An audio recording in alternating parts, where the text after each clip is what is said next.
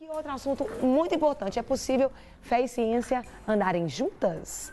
Né? Para a jornalista teóloga Cristina Belloni Alencar, é sim, e é isso que ela nos mostra no livro Derrubando Mitos, que está aqui nas minhas mãos, que eu já estou aqui conversando com ela, aqui compartilhando nos bastidores, tirando dúvidas. Querida, seja bem-vinda, Cristina, que honra ter você aqui. A honra é minha. E aqui, eu quero que a gente já entre, porque esse tema é muito interessante. Eu queria que você falasse um pouquinho, tem alguns pontos principais no livro. Um deles fala que é da polêmica das teorias científicas. Sim. Criação, evolução, design inteligente. Fala um pouquinho pra gente, Cris. Nós vivemos um tempo muito importante, né? Principalmente para a igreja, porque agora temos a teoria do design inteligente, né? Entrando nessa batalha para levar a verdade científica para as escolas e para as universidades. Porque até então, tudo que os estudantes podem ver é sobre a teoria da evolução. Certo. Como se fosse uma ditadura evolucionista, né? Os alunos não têm a possibilidade de fazer comparações com as demais teorias que existem, né? Sim. Então a teoria do design inteligente, ela chega agora para abrir a mente das pessoas e mostrar que realmente existe um criador, né? Um designer muito inteligente. Super. Né? E trazendo Deus de volta para a ciência. Entendi. Tem um outro ponto também, que é o mito dos 10% do cérebro, que usamos 100%. Como é que é isso? Explica pra gente. No nosso século já a neurociência provou que nós usamos o cérebro em sua totalidade, né? Então essa questão aí de que usamos só 10% do cérebro é uma coisa bem recente, não chega a 200 anos que se fala sobre isso, mas é um mito. Nada foi provado. Agora, a neurociência conseguiu provar através de tomografias, ressonâncias magnéticas, que nós usamos 100% do cérebro. E a Bíblia confirma isso, porque a Bíblia diz que nós temos a mente de Cristo. Sim. E a mente de Cristo não é uma mente limitada. Tem que dar muitos frutos, né? Muito. Tem um outro ponto sobre a Torre de Babel. Conta pra gente. Essa aqui eu perguntei pra ela nos bastidores e ela me explicou, muito interessante. É aquele mito de que antigamente não havia tecnologia o suficiente para que eles construíssem uma torre da altura que eles imaginavam, né? E na verdade, que ia tocar o céu. E na verdade era assim uma tecnologia avançada, era a tecnologia da Mesopotâmia. Sim. E eles fizeram o quê? Como diz a Bíblia, né? Vamos queimar os tijolos, essa era a técnica. Sim. Então, em vez de ser o tijolo queimado ao sol, era um tijolo queimado em forno a 800 graus durante 24 horas e tornava, então, o tijolo 7 vezes mais resistente do que ele era. Sendo assim, os estudiosos fizeram alguns testes e descobriram que eles conseguiriam, sim, construir uma torre até 3 quilômetros de altura. E até os dias de hoje, os prédios mais altos do mundo não chegam a 1 quilômetro, né? No máximo a 1 quilômetro, mas não passa disso ainda. Sim. Então, a gente começa a fazer uma comparação, né? Da forma como eles usavam sua sabedoria naquela época. Não é porque usamos de forma diferente que eles eram menos sábios ou tinha menos tecnologia. Simplesmente era diferente. E tem uma que fala que as pessoas, elas leem a Bíblia sem entender, vivem textos fora de contexto. Sim, a gente vê muito isso, infelizmente, nas igrejas nos dias de hoje.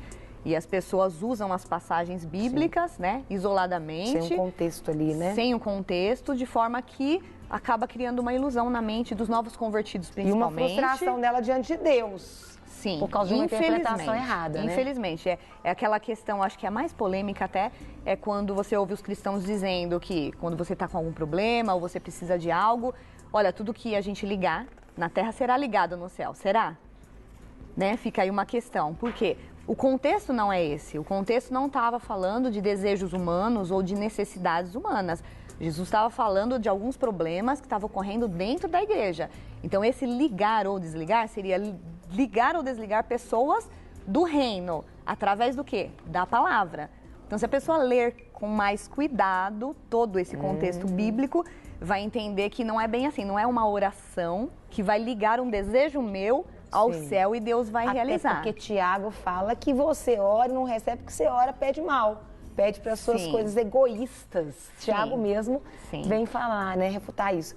E tem um também que eu queria que você falasse, Cris, que é possível que os dinossauros tenham entrado na arca. Sim. Infelizmente, há muitas dúvidas ainda em relação a isso, mas há muitos estudiosos e cientistas nos ajudando agora nesse sentido. O que eles descobriram foi o seguinte: os dinossauros, existem 58 espécies, tipos básicos de dinossauros. O restante são diversidades, as variações, isso não conta. Então, se você contar tipos básicos, que foi o que Deus mandou entrar na arca, que é a palavrinha no hebraico é baramim, então seria aquele tipo. Um exemplo bem simples, o cachorro. Você não vai pegar toda a raça de cachorro e levar para a arca, você vai pegar a espécie canina. Então, aconteceu mais ou menos isso. Sendo 58 tipos básicos de dinossauro, e a maioria de pequena estatura, porque o que a gente vê por aí é de filme hollywoodiano, não eram todos gigantes, todos os dinossauros, a espécie de dinossauros, caberia numa única sala da Arca de Noé. Olha que interessante. E essa teoria aí de Darwin? A teoria evolucionista, né? É o que é ensinado hoje nas escolas e os nossos jovens aprendem sobre o quê?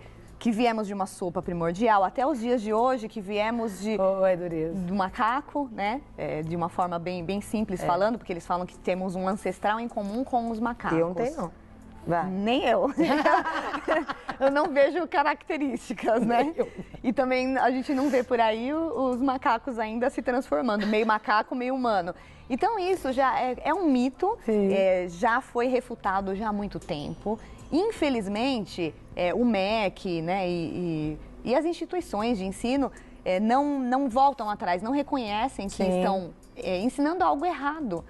Então, é um tempo especial que vivemos, de bastante informação, que devemos levar isso para as igrejas, para os jovens, para as universidades. Inclusive, a teoria do design inteligente agora tem um núcleo no Mackenzie, em São Paulo, e foi um avanço e uma conquista muito importante.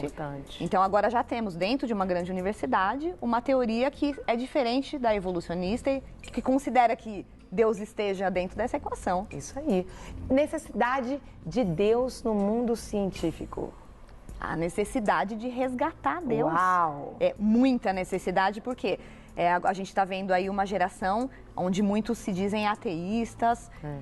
A gente sabe que tem agora uma separação da fé com o mundo secular. Então, as pessoas, tudo que você fala que é relacionado a Deus, as pessoas colocam, né, uma tarja, religião. Então, não é nosso assunto, e não é bem isso. Né? Trazer Deus de volta para a ciência, para as escolas, para as universidades, é necessário. O ser humano está se perdendo a cada dia, nós estamos vendo, né? Cheio de ideologias aí e não leva em conta a palavra. Cristina, eu queria que você falasse, para a gente estar fechando, mais um ponto que você trabalha ali sobre a necessidade de derrubar os mitos para viver um evangelho verdadeiro. Principalmente na nossa teologia, na nossa igreja brasileira. É necessário que a gente venha conhecer realmente a palavra e entender que tudo que tem na Bíblia é pura sabedoria, né? E trazer isso para o ambiente das igrejas, que as pessoas sejam sábias, como a Bíblia nos instrui, que busquem a sabedoria de Deus, porque infelizmente ainda há um grande preconceito. E um ponto bem importante seria a igreja brasileira levar em conta e conhecer que existe uma igreja perseguida. Hoje em dia, mais de 50 países no mundo vivem um contexto de perseguição religiosa. Coisas que a gente não vê acontecer no Brasil porque somos muito livres, mas existem cristãos hoje sendo crucificados, presos, torturados. A realidade é séria e a igreja brasileira precisa tomar consciência disso para crescer na fé e no conhecimento e se unir ao corpo de Cristo. Me fala o seguinte, onde que as pessoas podem encontrar esse livro? Mulher inteligente, amei. Linda, loira, inteligente. Para mostrar que mais um mito, a gente vai derrubar esse mito de aqui são dois mitos, porque é o meu e dela, porque a gente já tá aqui para... Conta pra gente, onde que o pessoal pode Eu posso deixar meu WhatsApp, pode ser diretamente comigo, o DDD é 11 99737 2302. No Instagram é cristina.belone.alencar. E tem em livrarias especializadas também. E no site do livro, que é Derrubando Mitos, Jornalismo Investigativo Bíblico. Querido. Para receber todas as novidades do canal, inscreva-se. E se curtir o vídeo, clique em gostei. Aproveite para acompanhar a Rede Super nas redes sociais.